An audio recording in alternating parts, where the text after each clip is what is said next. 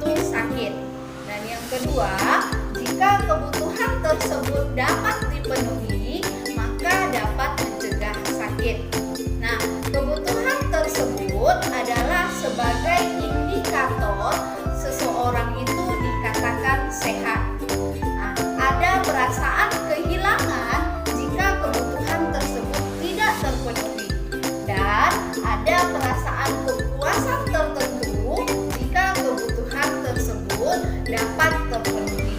Nah, itu dia adalah dasar-dasar dalam kebutuhan dasar manusia. Nah, oke, berikutnya adalah faktor-faktor yang mempengaruhi dalam proses pemenuhan kebutuhan.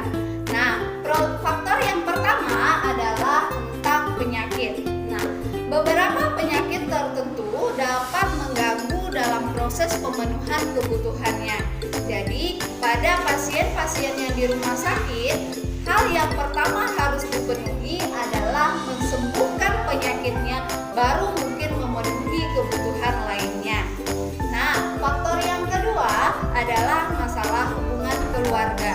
Nah, masalah hubungan keluarga ini berkaitan erat dalam proses pemenuhan kebutuhan. Karena dengan adanya hubungan keluarga yang harmonis sehingga dapat menimbulkan rasa kasih sayang dan rasa senang, sehingga proses pemenuhan kebutuhannya juga cepat terpenuhi. Nah, faktor yang ketiga adalah masalah konsep diri. Nah, konsep diri ini berkaitan dengan identitas diri. Nah, pada konsep diri yang sehat akan menimbulkan pikiran-pikiran yang positif sehingga dia mampu untuk memenuhi kebutuhan dasarnya juga dengan cara-cara yang positif. Artinya, jika seseorang memiliki konsep diri yang bagus, tentu dia dalam proses pemenuhan kebutuhannya akan selalu berusaha untuk tetap semangat dan tidak merasa stres dalam pemenuhan kebutuhan tersebut. Nah, faktor yang terakhir adalah mengenai tahap tumbuh kembang. Nah, pada tahap tumbuh kembang ini jelas pada tahap tumbuh kembang yang di awal berbeda dalam proses pemenuh kebutuhannya pada tahap yang terakhir. Contoh, pada tahap mungkin pada balita, tentu proses pemenuhan kebutuhan dasarnya dibantu oleh orang dewasa. Namun, pada tahap perkembangan dewasa, diharapkan manusia itu mampu memenuhi kebutuhan dasarnya secara mandiri. Oke anak-anak ibu semua, nah itu dia mengenai konsep dasar kebutuhan manusia dan faktor yang mempengaruhi dalam proses pemenuhan kebutuhan dasar manusia. Nah, selanjutnya kita akan membahas tentang kebutuhan dasar manusia menurut salah satu ahlinya adalah Abraham Maslow.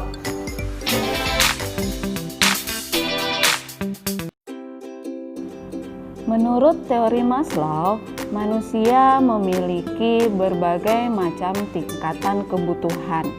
Nah, pada perbedaan tingkatan kebutuhan juga berbeda pada proses pemenuhan kebutuhan. Tingkatan kebutuhan ini dicapai dari tingkatan terendah hingga ke tingkatan yang tertinggi. Pada tingkatan pertama adalah kebutuhan fisiologis. Kebutuhan fisiologis ini bersifat neostatik atau usaha untuk menjaga keseimbangan unsur-unsur fisik. Contohnya adalah kebutuhan makan, minum, olahraga, istirahat, dan sebagainya. Pada tingkatan yang kedua adalah kebutuhan akan rasa aman dan keselamatan. Kebutuhan ini adalah untuk melindungi diri dari berbagai bahaya yang mengancam, baik secara fisik maupun secara psikologis.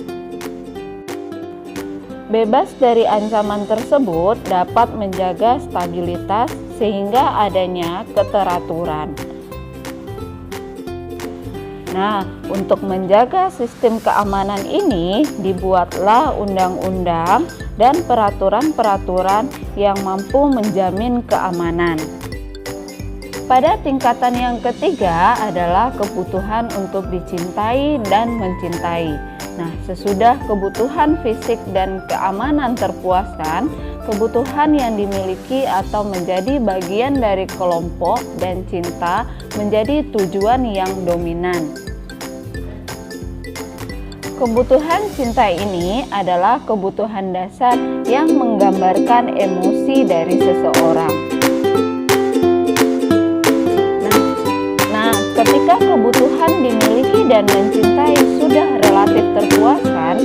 kekuatan motivasinya melemah, diganti dengan motivasi diri. Harga diri adalah penilaian individu mengenai nilai personal yang diperoleh dengan menganalisa seberapa baik perilaku seseorang sesuai dengan ideal dirinya. Terpenuhinya kebutuhan harga diri seseorang tampak dari sikap penghargaan terhadap dirinya. Di dalam kelompok, dia akan dianggap penting dan adanya penghargaan dari orang lain. Nah, pada tingkatan selanjutnya adalah kebutuhan akan aktualisasi diri.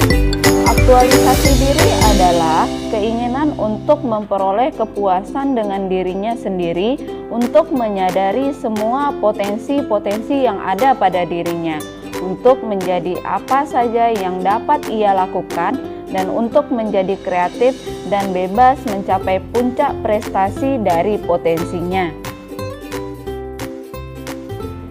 Kebutuhan akan aktualisasi diri ini merupakan tahapan dari kebutuhan yang paling tinggi.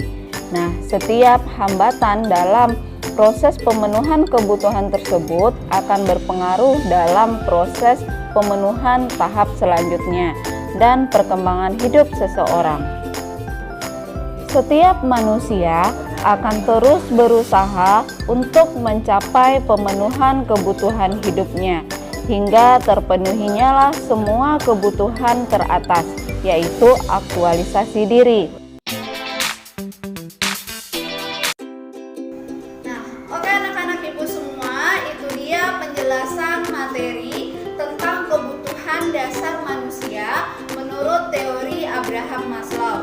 Nah, dari penjelasan materi tersebut dapat kita ambil kesimpulan bahwa kebutuhan dasar manusia itu adalah unsur-unsur yang digunakan untuk mempertahankan keseimbangan, baik itu fisiologis dan psikologis, yang bertujuan supaya kita tetap sehat dan dapat menjalankan aktivitas.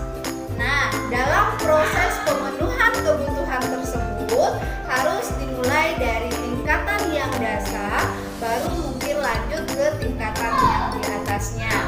Jadi, seseorang harus memenuhi kebutuhan tingkat dasarnya baru yang di atas.